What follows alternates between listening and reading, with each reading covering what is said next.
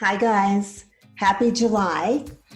I'm sort of getting this done by the skin of my teeth because there's just been so much going on in the world, but I just wanted to still do our July forecast.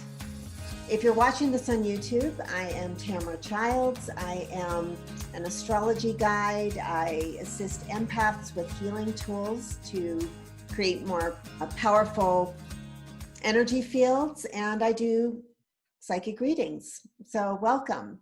So July.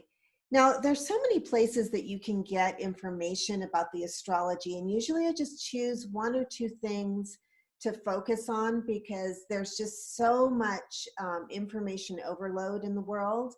So I'm just going to focus in on a couple of key points, and that's what we're going to do. So July has a lunar eclipse. I believe it's around 13 degrees of Capricorn. And this is right on Independence Day. How interesting is that? And this is the lunar eclipse creates this sort of vacuum vortex, however you want to see that, where we're releasing, we're sucking something away that we are done with. So you want to look at where you have around 13 degrees of Capricorn in your chart to see where you are doing a big release or seeing something come to fruition, but at the same time releasing. You know, it's sort of like when the fruit is ripe on the tree releases the fruit, but you also get the fruit to eat. You know, there's something nurturing there. Whenever there's an eclipse energy, though, we feel almost like Dorothy in The Wizard of Oz, and I'm sure you can relate to this, that the world has just been in so much turbulence and upheaval, so that everything's sort of flying up in the air, and there's not this sense of groundedness that we sometimes need. So we're also in a time of great social justice, social reform. And what's going to shift in July is Saturn going back into Capricorn just for this last little leg of the journey, just for the last few degrees of Capricorn, degree or two maybe, just to finish out the structural restructuring, hard labor stuff that we've been doing to create real, actual changes in the structures of our lives. And that's for the next 6 months. So that's the other thing we have in July, is that a similar feeling to what we've been through in the last 2.5 years. So your Capricorn area of your chart is really where you're going to be completing something that's been maybe a little bit of a burden. Saturn burdens us through unnecessary restriction and unnecessary focusing. Like, it's almost like when you break a limb and then you have a cast on that limb, because the cast has to hold the bones in place until the bones are strong enough. And Saturn rules the bones of our body and the structures and the skeletons of us. And so wherever you have Capricorn, whether it's in your first house of body or personality or life path, or your second house of resources and values and money and antiques, or even food can be the second house. The resources that you use to support your life come in the second house, or in the third house of community and the mind, and the thoughts you think every day, and the things you're learning about, and your skill set, and your neighborhood, and your siblings. That's the third house.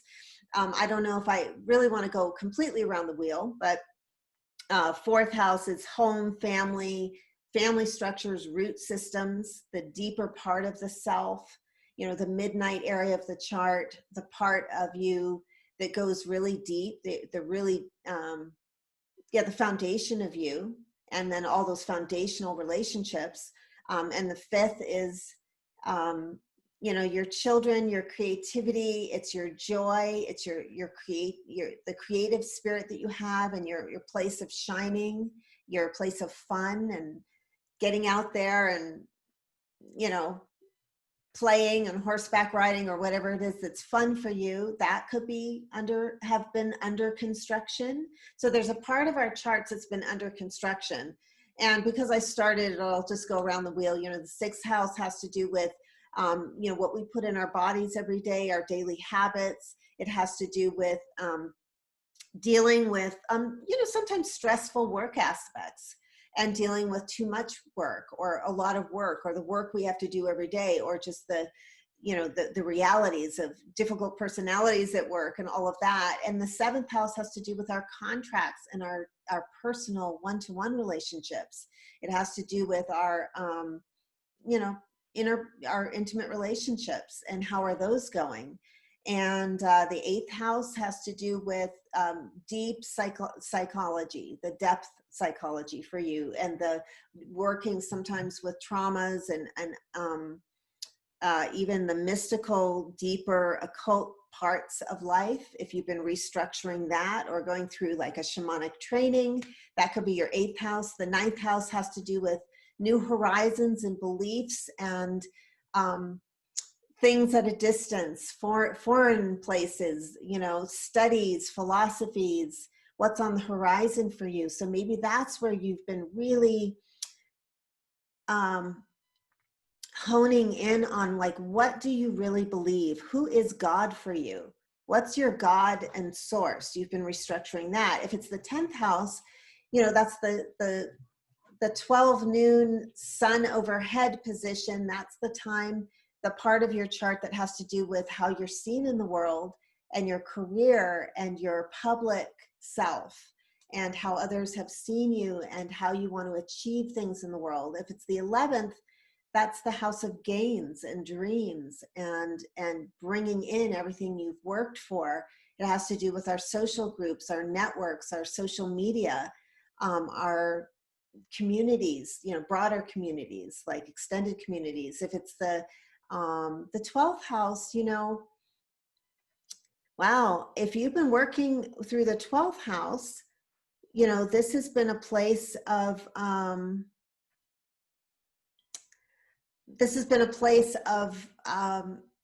overcoming where you sabotage yourself, or deep patterns of addiction, or where you just make the wrong choice over and over, or you get overcome by the collective energies.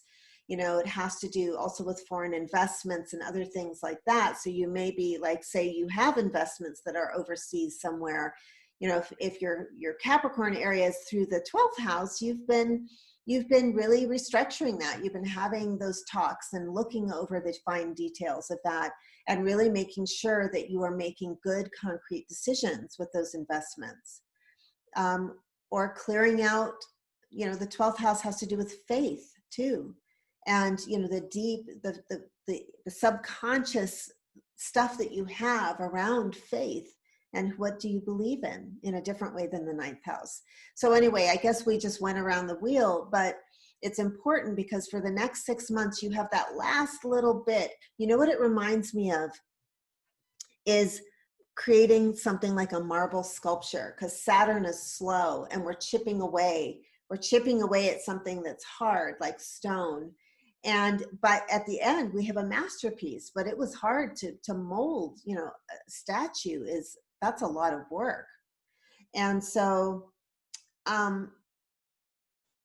so on July 4th, we're going to have this lunar eclipse. And we've had this like 6-week period of change. You know, we had a lunar eclipse in Sagittarius, then we had a solar eclipse in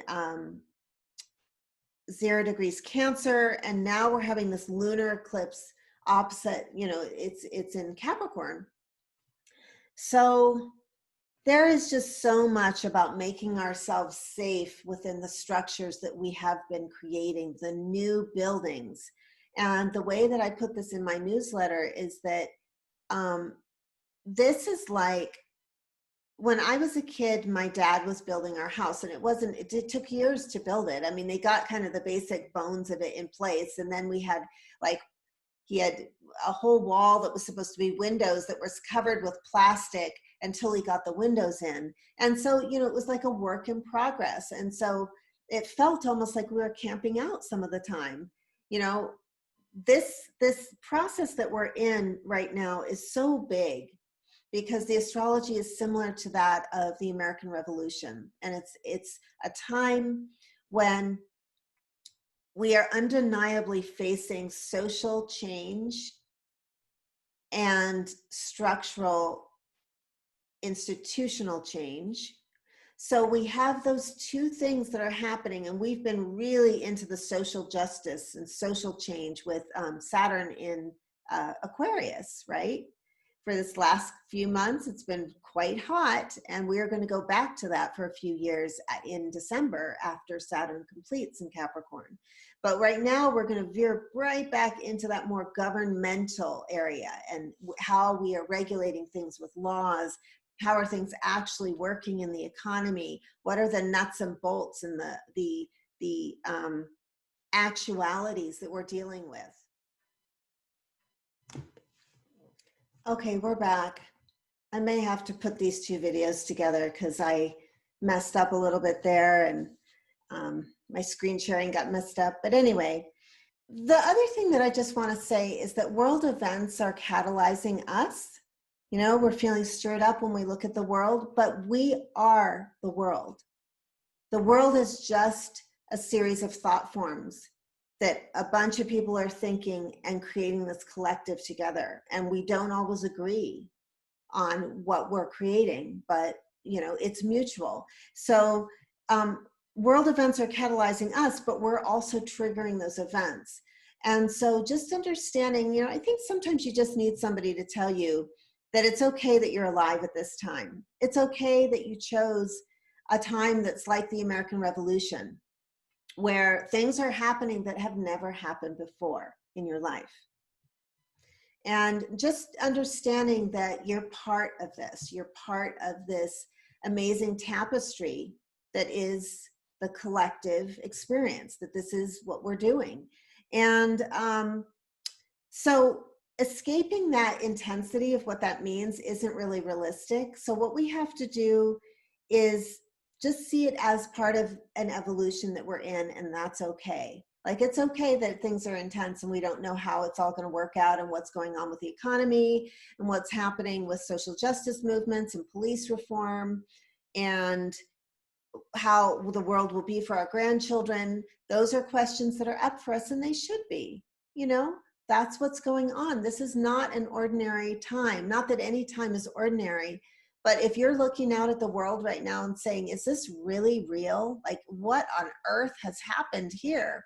Yes, we are in this funny, it's like everything's changed. I was actually talking to several people this summer that the quality of light from the sun is different this summer. It's actually, and I had read that the sun is getting hotter and that it used to be more yellow. And now it's got a whiter look to it. And so it's like very bright when it comes out right now. And the sky is really blue. And so, and it's as if we get up every day and pinch ourselves to ask if this is real. And on some level, we were ready to fasten our seatbelts and be in for the adventure of a lifetime, because I really feel like that's what's happening. And there are always ways for you to find the joy of that experience instead of get into a freak out space about it. And if you need some help with feeling like things are getting too overwhelming, I have my Understanding Empaths e-course that is actually very in-depth and takes you through a process of creating safety in your energetic space. And I'd love to have you check that out. I'll put the link below. And I'm also reachable for personal sessions if you feel like you need someone to look at your chart or to talk to you about empath tools. That's really an area of specialty for me because I myself am an empath and highly sensitive. And so I mention that because if you are psychic spongy at all, you are someone, and not everybody has that language, but most people understand what a sponge is. And you may be someone who absorbs energy and doesn't know how to release stuff that's not yours. It didn't really generate from your being. It's just something in the atmosphere, which I call psychic smog. So if you are one of those people, I have the tools for you. So please check that out at tamrachilds.com if you're not familiar with me and you're not getting this through my newsletter or something. I can hook you up with a lot more peace of mind and a lot more sense of stability and focus if that's what you need right now. Another thing that we can do, and this is just a reminder, and I found that repeating things sometimes helps. I know it helps me sometimes to learn. We are in a North Node in Gemini time, so we want to stay local. As the global space starts to get more chaotic with the South Node in Sag, and I believe this, I believe that, this doesn't match my dreams, I always thought it was this way. So all the Sagittarians among us are going to be feeling disoriented because the South Node takes away whatever's there. And so that whole idea that everything's just on the horizon, we can have anything we want, it's all over there for us, it's all in our hopes and dreams, that energy is kind of dispersing a little, and we are being asked to pay more attention to the facts. And how can we get the facts if there's a lot of false information in the world? By looking at what's actually happening right in front of us in our homes, our communities, our families, and our neighborhoods. That's the part of the chart that Gemini rules. So we want to stay focused. We want to ground ourselves by using our hands.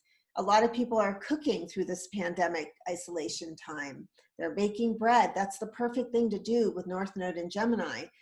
Having conversations with their neighbors, talking about, like, it's this idea that you don't just see something that could be made up. I forget what that's called. These new fake videos that they can make. I forget what they're called, but where you can splice things together and create a fake video of something. Like you see something where somebody says they saw something in the sky and you believe it because you see it online, versus going outside at night, seeing something in the sky, talking to your neighbor. Did you see that? Yes, we both. And then the third neighbor comes out. So we all have our physical eyes on something so we can verify that that actually happened. That's North Node in Gemini. And that's the antidote to feeling stressed right now. I really encourage you to communicate and just be with your neighbors and have this sense of immediacy and contact, because that will help you from feeling kind of crazy. Because and crazy means it's up in the head space, right? Not down in the hands and down in the creation of things. And if you're feeling like really dizzy and spun out by the news, turn the news off and get busy with your hands. Dig in the dirt.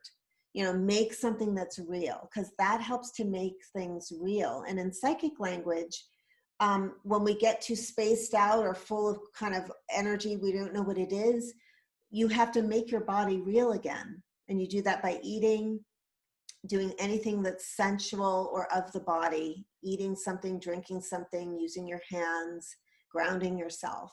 So I just use that because it really helps with things like hysteria. There's a little bit of that in the world. Also, Mercury has been retrograde and is going to become direct on the 12th.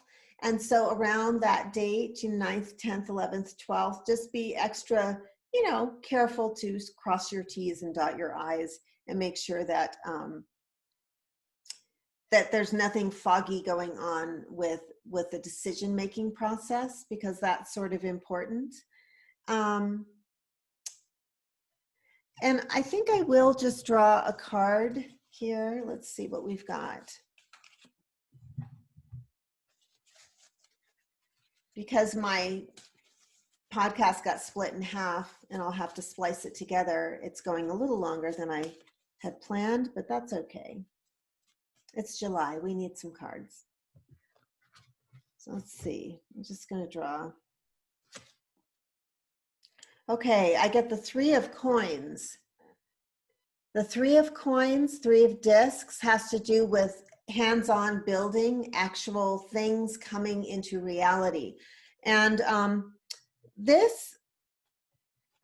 so this month, and this really relates, I think, a lot to this lunar eclipse in Capricorn, that this is a time when we are going to see something culminate or become real for us that we have wanted to create. We've been building it and constructing it. Now let's see. I also get the Five of Wands. This is a card of making sure your energy doesn't get caught up in like petty struggles and things that just sort of drain your energy, but they're not going anywhere and they're not constructive, because there can be some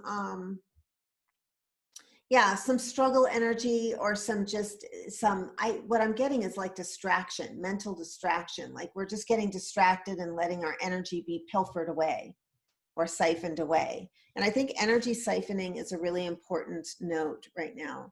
And it's interesting, I get the Queen of Swords as well. And she cuts through the BS. You know, she is very interested in things that are factual and things that are not a waste. Like the sword is used to cut the fat off of the, you know, it's like we want to trim the fat on things that are taking up space in our lives. And I love this too, because the lunar eclipse is about releasing something probably burdensome, something you've really been trying to release or working on releasing, maybe a part of the structure that was just the temporary holding up of something that now you've got the full structure in place almost with that Saturn completion. And you don't need to have like a bunch of temporary things holding things up. Like this could even be like a standing date to, I don't know, play poker with people that you don't resonate with anymore, or, you know, structures, things that are taking up space where you have to kind of take the sword and just trim that little bit off and say, you know, I'm not going to go through the motions. And that was something I was going to say to you as well, that even my doing this every month, I felt like, is this just going through the motions of this because I think you want this, or is this something you need? And that might be something that if you want me to continue this, you can write in the comments wherever you find this, and just let me know, how does this help you when I do the July podcast? What are you getting from it? Because if it's just energy that's going out there into nothing, you know, if it's just not helping you in some way, that's another thing. A note for July is that we're going to start to trim off unnecessary or wasted energy. So that is the July podcast. I always feel like I keep it short, but it actually goes long. And I hope you enjoyed it. I'd love for you to share this video if it helped you, and make comments as well so that we can have more of a conversation and it's not just me talking to you, because I want to hear what you like about July and what you're feeling in your life and what you're looking forward to completing in the next 6 months. As always, you can reach me at the links below if you need a reading. And I'm just sending you all my love for July, and I hope you stay safe and well.